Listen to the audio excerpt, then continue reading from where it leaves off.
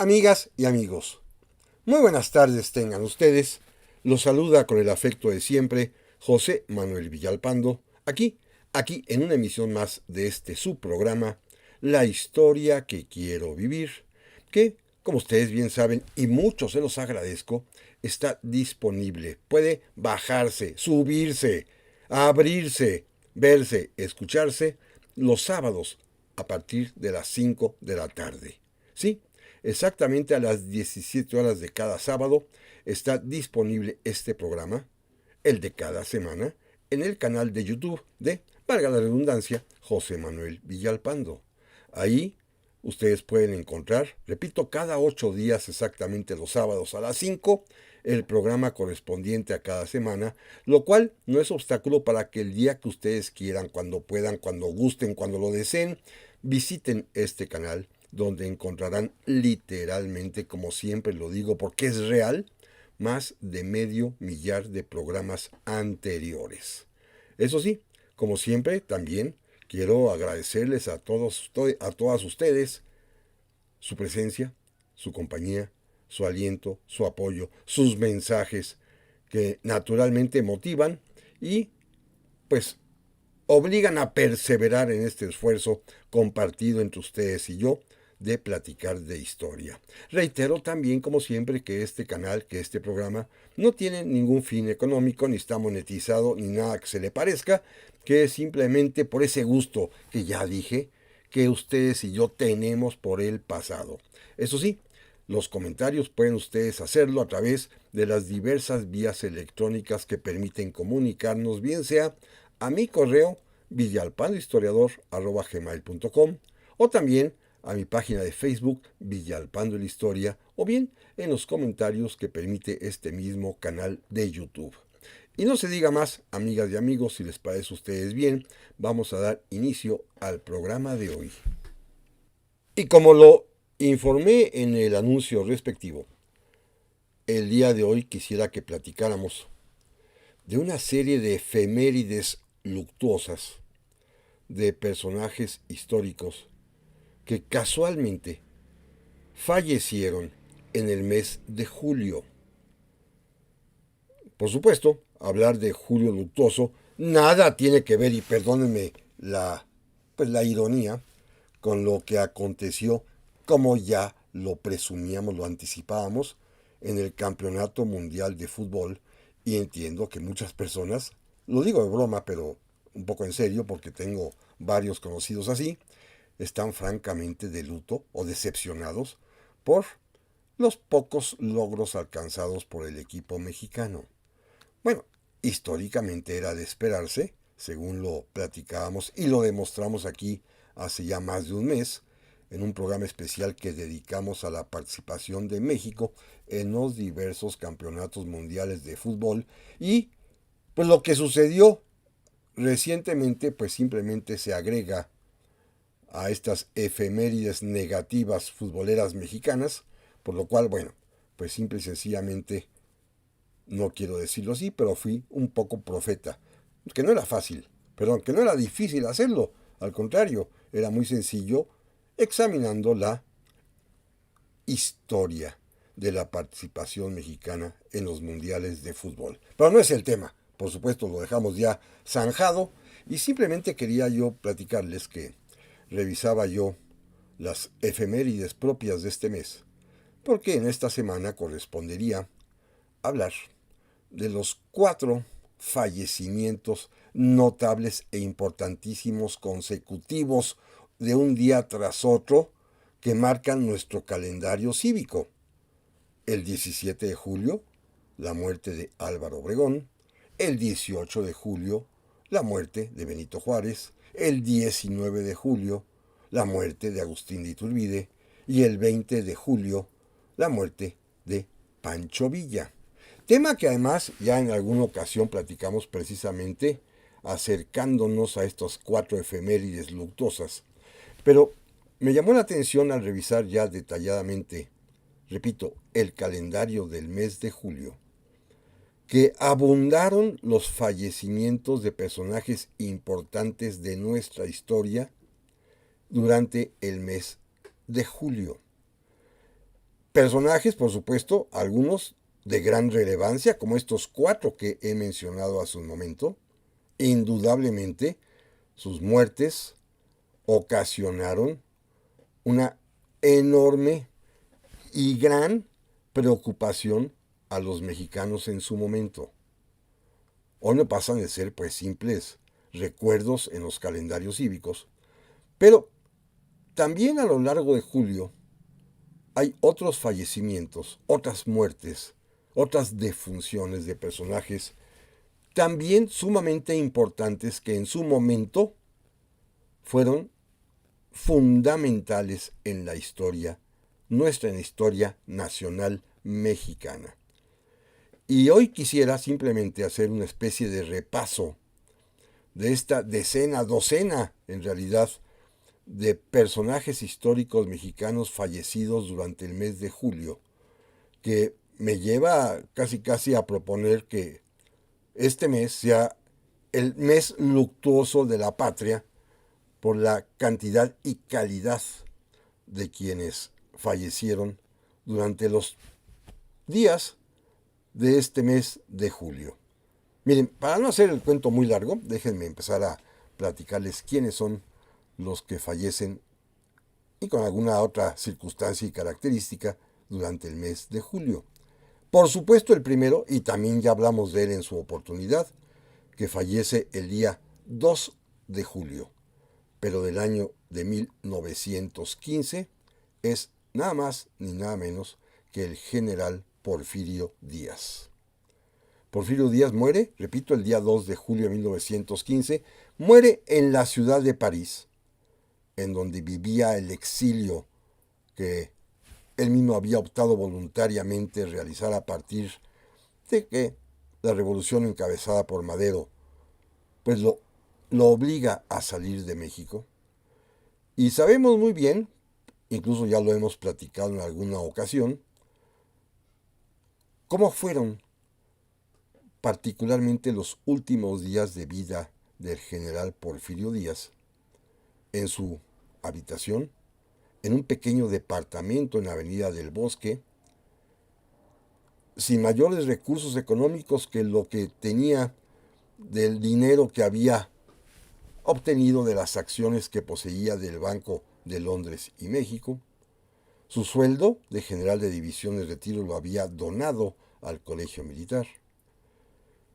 Y allá, el último año de su vida, pues poco a poco, a los 85 años de edad, 83, 85 años de edad, pues fue mermando sus capacidades físicas y mentales, hasta que finalmente va a fallecer, acompañado por su esposa doña Carmelita, por su hijo Porfirio, y pues simple y sencillamente sus nietos, la servidumbre doméstica que había traído desde México, y sería sepultado primero en la iglesia de San Honoré Eló y después ya trasladado a su tumba definitiva en el cementerio de Montparnasse. Don Porfirio pues es el primer fallecido ilustre, destacado de la historia de México del mes de julio, el día 2 exactamente de julio. Pero miren, para el día 5 de julio, este es otro fallecimiento también destacado que se nos ha olvidado por completo, inclusive el propio personaje, fallece aquí en la Ciudad de México, en su casa, en Mixcoac, donde hoy exactamente se ubica el Instituto José María Luis Mora. Allí era la casa privada, la casa habitación de don Valentín Gómez Farías. Un personaje fundamental que fallece aquí el día 5 de julio del año de 1858. Valentín Gómez Farías es uno de los pioneros, de los iniciadores del movimiento liberal en México. Tuvo la oportunidad en 2 ocasiones de ser presidente de la República, de iniciar lo que podrían llamarse las reformas liberales que aunque fracasaron fueron fundamentales, como una especie de incipiente guía de hacia dónde iba el liberalismo mexicano, por ejemplo, realizando un censo de propiedad eclesiástica, También, y esto es bien importante porque esto pervivió, expidiendo una ley que establecía la libertad para fijar la tasa de interés en los contratos de acuerdo con las partes contratantes, una ley importantísima, importante y fundamental para el negocio jurídico y mercantil mexicano. Y después, más adelante, tuvo que enfrentar el destierro, regresará, será nuevamente presidente de la República, le va a tocar también, en plena guerra contra los Estados Unidos de América, intentar obligar al clero a entregar sus bienes para ayudar a la guerra, lo cual va a provocar una revuelta, la famosa revuelta de los polcos, lo expulsan del país nuevamente y regresará ya en sus últimos años y será el presidente del Congreso Constituyente de 1857, justo el día 5 de febrero de ese año, cuando se jura la nueva Constitución.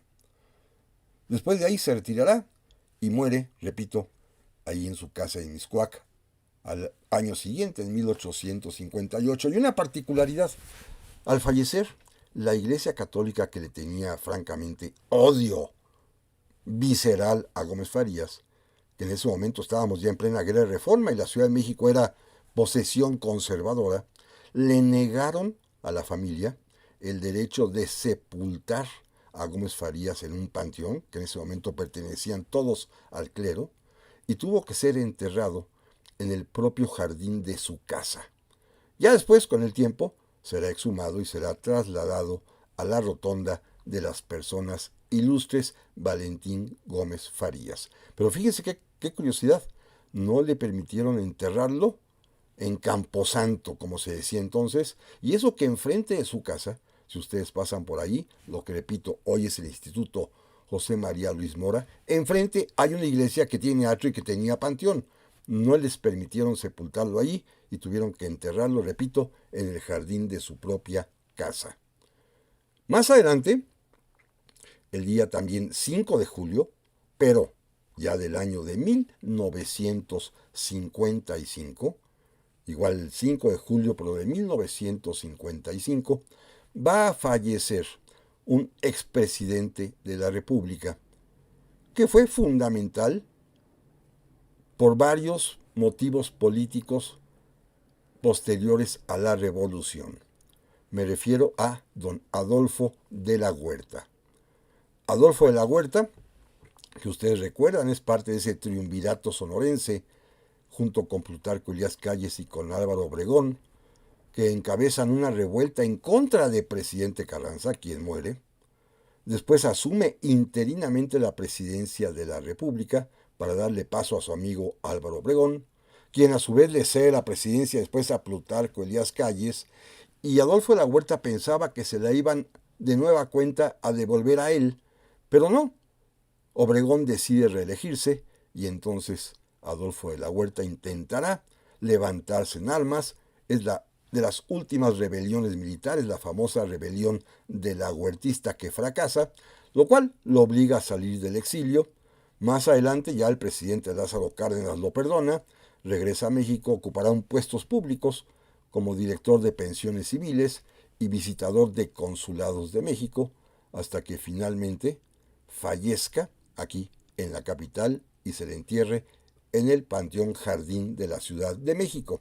Nota curiosa que todos conocen es que en los años de destierro, entre 1925 y hasta 1933-34, que el presidente Cárdenas le permite regresar a México, don Adolfo de la Huerta vivió en Hollywood, allá en California, en los Estados Unidos de América, dando clases de canto, porque él cantaba muy bien, era un tenor, y pues enseñaba a los aspirantes a actores y a actrices allá en la meca del cine norteamericano a cantar. De eso vivió Adolfo de la Huerta hasta que le permitieron regresar de el exilio. También en este mismo mes de julio, pero el día 13, el 13 de julio de 1894, fallece en Cuba, en la isla de Cuba, un famosísimo, quizás el más prestigiado y conocido compositor musical mexicano del siglo XIX. Me refiero al gran Juventino Rosas. Juventino Rosas fallece en Cuba porque pues tuvo que salir en gira, ya que en México pues no era precisamente muy lucrativa la carrera musical como compositor, como violinista, como director de orquesta, y pues se dedicaba a viajar por toda América en realidad. Juventino Rosas es el autor de ese vals importantísimo y famosísimo titulado Sobre las olas. Un vals de tan alta calidad que inclusive muchísimos comentaristas y críticos musicales en algún momento llegaron a atribuírselo más bien a la familia Strauss, a cualquiera de los dos, al padre o al hijo. Se pensaba que solamente estos austriacos, famosos compositores también de valses, eran capaces de componer una pieza musical tan perfecta como Sobre las olas. Y no, pues resultó ser de un mexicano. Si ustedes han visto además la película que sobre el propio Juventino Rosas protagonizó en su momento Pedro Infante, y cuando está en Europa dirigiendo a una orquesta y va a interpretar Sobre las olas, hay un murmullo en el que todo el mundo comenta que se trata de un vals de Strauss. Y entonces Pedro Infante, que es el actor que está representando a Juventino, rompe la partitura y sin tener que leer de memoria, porque él es el autor, ejecuta la dirección para que la orquesta interprete Sobre las olas. También se volvió famoso, sobre todo en la época porfiriana, por ser el compositor, el autor de otro vals que también tuvo mucho éxito en el México de aquel tiempo llamado el Vals Carmen, dedicado nada más ni nada menos que a doña Carmelita Romero Rubio, la esposa del presidente Porfirio Díaz, y, como seguramente ustedes saben, y lo habrán visto, en otra película de ese tiempo, aquella famosísima de México de mis recuerdos, precisamente inicia cuando se está ejecutando el Vals Carmen y Carmelita se entera de que está compuesto en su honor y le dice a don Porfirio, no sabíamos esto. Y el presidente Díaz, allí en la película, con toda ironía dice, y de cuántas otras cosas más no nos habremos enterado. Lo cual es una especie de reflexión sintética en un minuto de lo que fue el gobierno de don Porfirio. Bueno, Juventino Rosas se volvió famoso primero porque este vals Carmen se interpretaba en todas partes mientras duró el porfiriato. Inclusive, el propio general Díaz lo premió obsequiándole un piano finísimo que Juventino Rosas cuando lo recibió inmediatamente lo fue a vender para pagar con esas deudas que tenía atrasadas. Y repito, pues ante la falta de oportunidades en México para los compositores, para los directores de orquesta, pues tuvo que emigrar y realizar giras por diversos países de Europa primero y después de América, y falleció finalmente en la isla de Cuba. Más adelante, sus restos mortales serían trasladados acá a la Ciudad de México para ser sepultados finalmente también en la rotonda de las personas ilustres que se encuentra allí en el Panteón de Dolores. Por cierto, un panteón hoy de muy difícil acceso porque pues solamente que vaya uno en transporte público, ya que en automóvil es casi imposible poder encontrar estacionamiento, y arriesgarse a dejarlo en la calle también tiene sus bemoles. En fin, el día 14 de julio fallece otro personaje del cual ya hablamos porque en su nombre se bautizó a este Instituto de Estudios Sociológicos, Económicos e Históricos llamado el Instituto Mora, el Instituto José María Luis Mora, quien fallece en el año de 1850, el día 14 de julio, fíjense, en la ciudad de París.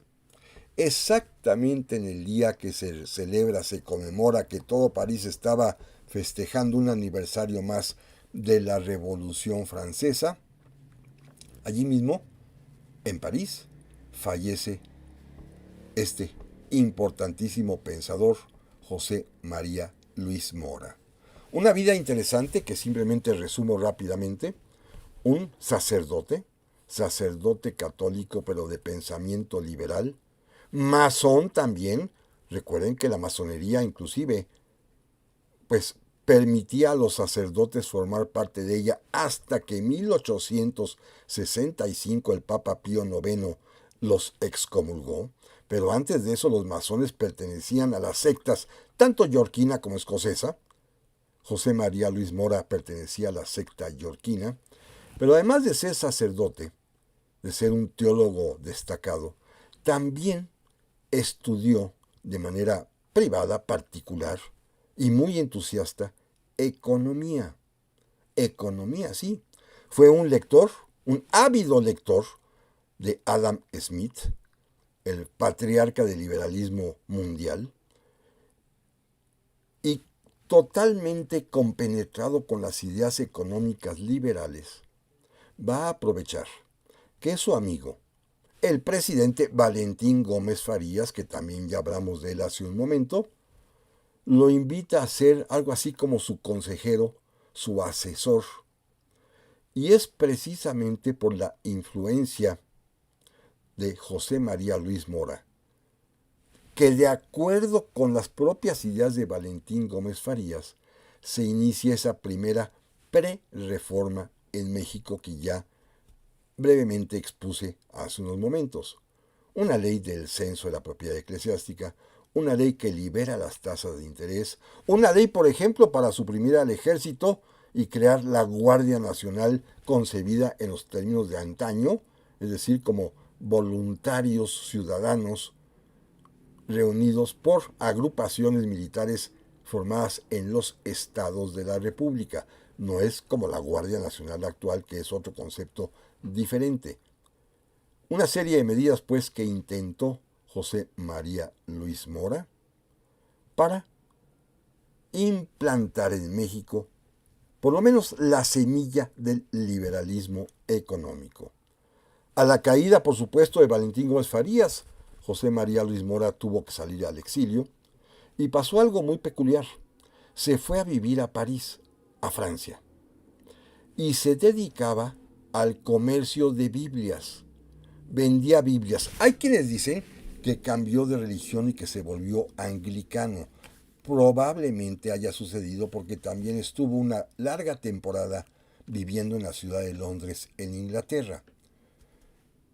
Para 1845-46, precisamente cuando Valentín Gómez Farías regresa a la presidencia de la República, a su amigo José María Luis Mora, que pasaba verdaderamente miserias allá en París, lo nombró ministro, es decir, embajador de México en Inglaterra, sobre todo para tratar de terciar que Inglaterra interviniera para parar la guerra con los Estados Unidos de América. Ahí fracasó y finalmente va a regresar a la ciudad de París, en donde va a morir, repito, el día 14 de julio de 1850 y en unas condiciones muy peculiares porque se descubrió a partir de su muerte que el ama de llaves que le había servido durante todos los años del exilio era una mujer mexicana que él se había llevado y que oficialmente era lo que se llamaba en aquel tiempo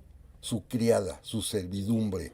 Pero, en realidad, después de su fallecimiento, brotó la verdad y resultó que era más que una mujer de servicio, era su compañera, su pareja, su mujer en términos llanos, aunque jamás se casó con ella porque era sacerdote. Este es, pues, José María Luis Mora, que fallece en París. Esa casualidad es curiosísima. Exactamente el 14 de julio, día de la Revolución Francesa, sus restos fueron sepultados allí en Francia y posteriormente fueron también trasladados acá a México para ser sepultados otra vez en la rotonda de las personas ilustres.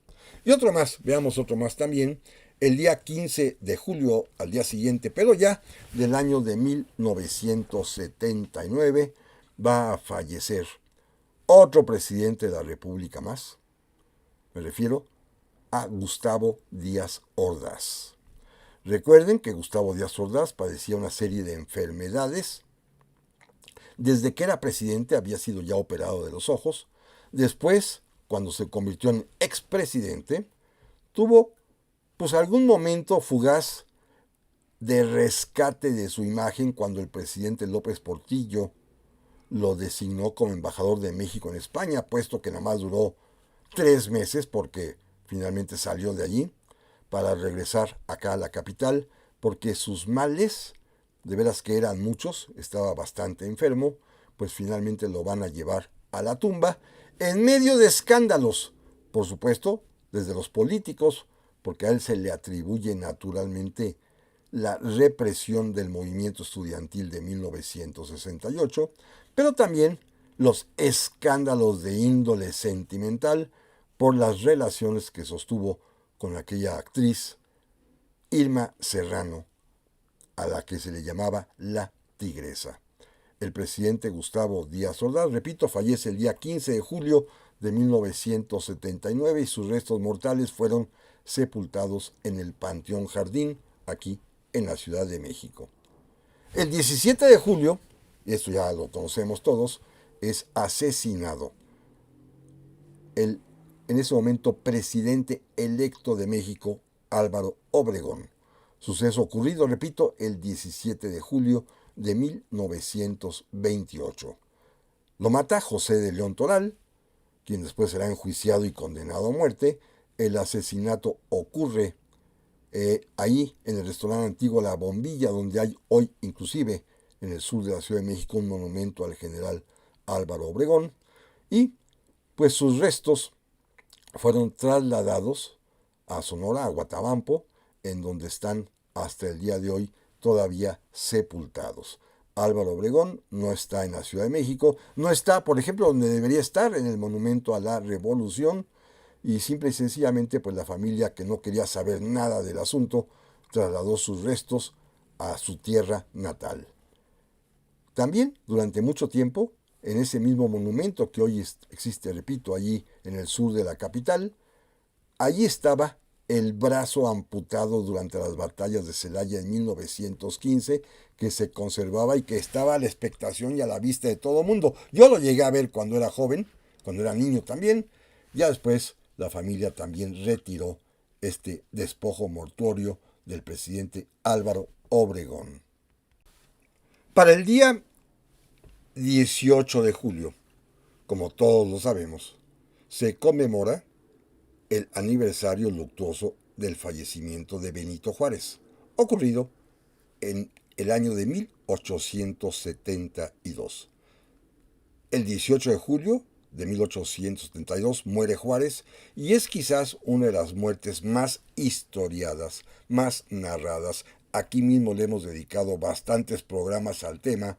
No voy a insistir mucho en el asunto, simplemente reiterar lo básico, que don Benito Juárez, ya para ese momento, viudo, su esposa había fallecido 1 año y medio antes, había cambiado su domicilio de una finca que tenían en la calle, cerca de la calle y la iglesia de San Cosme, se había ido a vivir al Palacio Nacional, donde hoy se encuentra precisamente el recinto de homenaje a Juárez, que es un museo que vale la pena visitar. Se encuentra además ahí también su recámara, la cama donde él fallece. Y pues sabemos perfectamente bien por los detalles médicos narrados por los doctores que lo atendían, que fallece de lo que entonces se llamaba angina de pecho.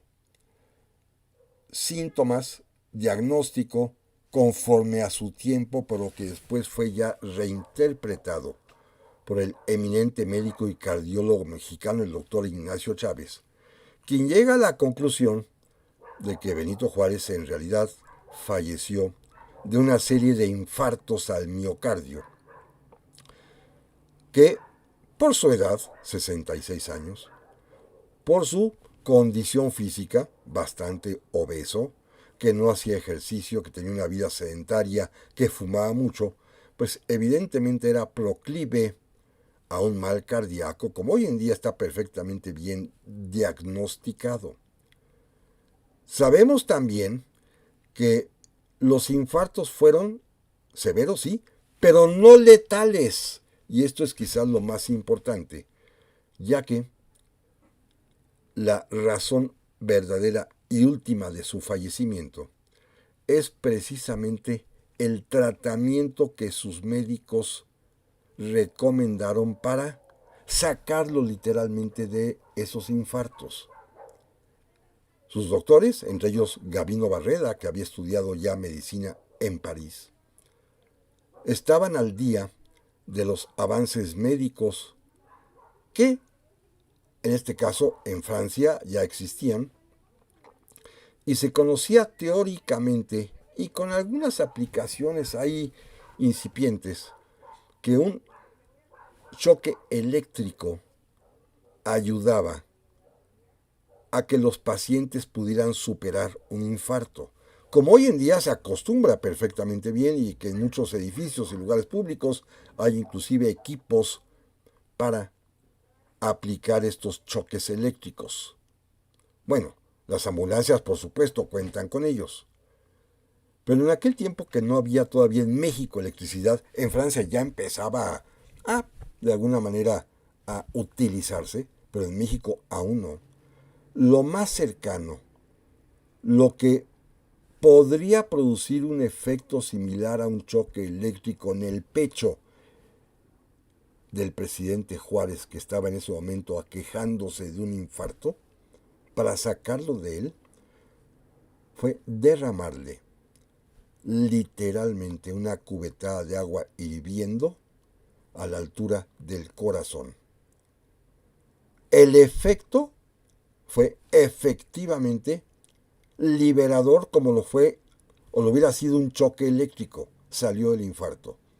Pero las quemadas, la quemada tremenda que le dieron con esta cubeta de agua hirviendo, va a ser finalmente lo que, entre un dolor inmenso y quizás alaridos del propio Juárez, lo hará fallecer. Es una paradoja. El tratamiento médico funcionó para lo que se esperaba, sacarlo del infarto, pero produjo el desenlace fatal y el presidente Juárez falleció. Como todos sabemos, sus restos mortales, que no se han movido de su lugar, se encuentran hasta el día de hoy en el Panteón de San Fernando, en una especie de réplica de un templo griego, en donde hay una estatua hermosísima de una patria doliente que recoge y que abraza al cadáver de Benito Juárez, y en donde él se encuentra además sepultado junto con su esposa y con los hijos chicos, varios de ellos que fallecieron durante su infancia. Ahí está enterrado el presidente Benito Juárez, quien murió, repito, el día 18 de julio de 1872 en el Panteón de San Fernando. Ahí está su tumba. Fíjense, el mismo día 18 de julio, este es otro fallecimiento que pasa desapercibido, muere otro importantísimo músico, no mexicano, español, catalán por más señas, Jaime Nuno. Falleció el día 18 de julio, pero de 1908. Jaime Nuno, como todos sabemos, es el autor, el compositor de la música de nuestro himno nacional mexicano. Estaba aquí en México cuando se realizó el famoso concurso para elegir tanto el poema ganador, escrito por Francisco González Bocanegra, como la música para interpretarlo, compuesta precisamente por Jaime Nuno. Hoy sabemos, por investigaciones serias que se han realizado, que en realidad fue un concurso un tanto cuanto amañado porque Jaime Nuno tenía una gran amistad con el presidente de aquel tiempo, Antonio López de Santana, quien lo había traído a México para que dirigiera las bandas de música militares. Así que lo benefició ayudándolo, además del sueldo, con un premio especial por componer la música de nuestro himno patrio, y que, a la caída de Santana, en 1855-56, pues Jaime Nuno saldrá de México y pues se va a ir a vivir a su patria, a España, se va a dedicar a la música con mayor o menor éxito, realmente un músico bastante mediocre, pero sin embargo, en 1904 andaba en Búfalo, allá en los Estados Unidos de América, frente a las cataratas del Niágara, en una exposición que se organizó, y dirigía la banda de música que amenizaba los paseos de la gente. Y allí lo encontraron algunos mexicanos, se enteraron que era Jaime Nuno, se lo dijeron al general Porfirio Díaz, y el propio presidente de la República, Porfirio Díaz, lo invitó a México precisamente para el cincuentenario del himno nacional celebrado en 1904, y con un enorme despliegue de músicos de bandas militares se organizó precisamente ese gran concierto para conmemorar los 50 años del himno nacional, dirigido por el propio Jaime Nuno. Va a volver después a España, en donde va a fallecer, y ya para 1942, por decreto del presidente Manuel Ávila Camacho, los restos mortales de Jaime Nuno fueron, por parte de su familia, fueron traídos de España y sepultados, reinhumados, en la tumba, en la rotonda de las personas ilustres, en donde ocupa un espacio contiguo junto al autor de la letra, a Francisco González Bocanegra. Así que los dos están sepultados allí, juntos, en la rotonda de las personas ilustres. Claro, esto tiene como característica, pues, simpática, que Jaime Nuno trascendió a la historia mexicana como compositor del himno, pero no sabemos nada más de él como compositor o como director de orquestas. Su fama radica precisamente en ser el autor de nuestro himno patrio. Más adelante, al día siguiente, el día 19 de julio, es fusilado en el año de 1824, es fusilado en Padilla, Tamaulipas, Agustín de Iturbide. También en su momento, cuando recordamos hace un par de años, precisamente los 200 años, el bicentenario del fallecimiento de Iturbide, dedicamos un programa completito a examinar las circunstancias y pues lo anecdótico también de esta muerte, ocurrida, repito, por fusilamiento en Padilla el día 19 de julio de 1824. Lo que hoy quisiera destacar, como también ya lo he hecho en otras ocasiones, es que sus restos mortales fueron sepultados originalmente allí mismo, en Padilla, frente a la iglesia. Sobre esta tumba, años más adelante, en 1832, se suicidaría encima de ella el general Manuel Mier y Terán. Y más adelante también, pero ya para el año de 1838, sus restos mortales serían exhumados de su tumba allá en Padilla y fueron trasladados a la Ciudad de México y se reinhumaron en la capilla de San Felipe de Jesús en la Catedral Metropolitana de la Ciudad de México. Ahí están, y es más, ahí se pueden ver. Están en una urna de cristal del lado derecho, arriba de un cuadro religioso, pero se puede a simple vista observar y mirar los restos mortales, la huesa, pues, de Agustín de Iturbide, fallecido por fusilamiento el día 19 de julio de 1824. Y al día siguiente, 20 de julio, pero de 1923, fue asesinado, fue ultimado a balazos en Parral, Pancho Villa.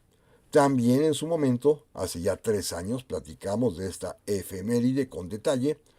Y no quiero simplemente dejar de mencionar que el cadáver de Pancho Villa, acribillado a balazos, fue sepultado originalmente en Parral, después sería trasladado a la ciudad de Chihuahua, en donde la tumba fue profanada y fue decapitado el cadáver y la cabeza al parecer se perdió y se supone que fue a dar, por así encargarle un coleccionista norteamericano a los Estados Unidos de América, y que hasta mucho tiempo después el presidente ya Luis Echeverría Álvarez ordenó que los restos mortales, lo que quedaban de ellos pues, de Pancho Villa, fueran trasladados a la Ciudad de México y sepultados en el Monumento a la Revolución.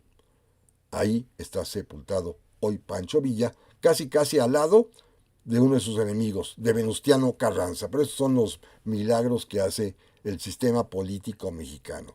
Sepultaron juntos a dos personas que se odiaban cordialmente entre sí. Pero bueno, el día 21 de julio, pero de 1952, y esto es simplemente una anécdota, fallece y está sepultado también en el Panteón Jardín un expresidente de México, el que más corto tiempo ha desempeñado esta alta función, por 45 minutos, y con esto ya dije todo lo que ustedes perfectamente bien necesitan para reconocerlo. Sí, se trata de Pedro Lascurain, que va a morir aquí en la Ciudad de México el día 21 de julio de 1952.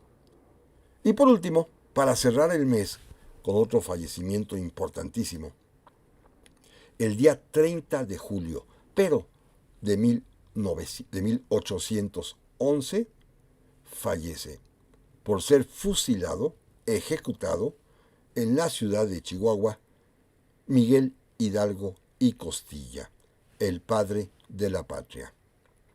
Después de haber sido capturado allí en la Catita de Baján, después de haber sido trasladado precisamente a la capital chihuahuense, después de haber sido enjuiciado tanto por el orden civil, militar como eclesiástico, después de haber sido degradado, después de enterarse que a sus compañeros los fusilaron un mes antes a Allende, Aldama y a Jiménez, finalmente el día 30 de julio de 1811 fue pasado por las armas Miguel Hidalgo y Costilla.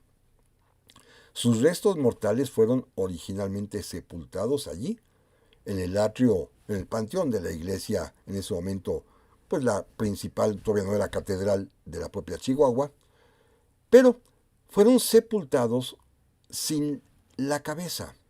Recuerden ustedes que se ordenó que fueran decapitados los restos mortales de los 4 primeros insurgentes y sus cráneos, sus cabezas todavía en ese momento completas, todavía con carne, con todo lo necesario, fueron llevadas a la alhóndiga de Granaditas y colocadas en una de las 4 esquinas de este edificio, cada una de ellas en una jaula. Los sopilotes, las aves de rapiña, se encargaron poco a poco de ir pues descomponiendo y literalmente acabándose la carne de las cabezas hasta quedar los puros cráneos, que allí permanecieron hasta el año de 1823. 11 años, 12 años estuvieron colgadas las cabezas de los 4 héroes iniciales de la independencia, mientras sus restos mortales permanecían en Chihuahua. Para ese año 1823, el gobierno de la República ordena concentrar los restos de los héroes de la independencia en la capital mexicana.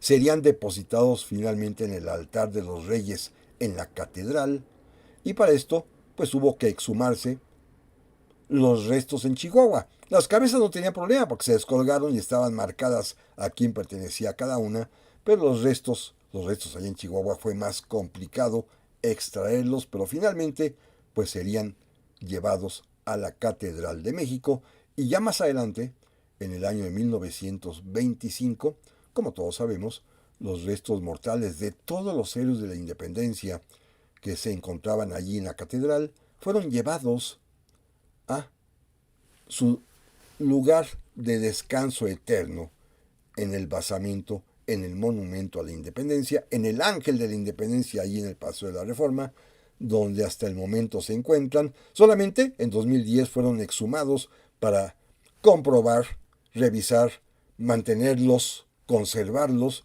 y nuevamente fueron otra vez reinhumados.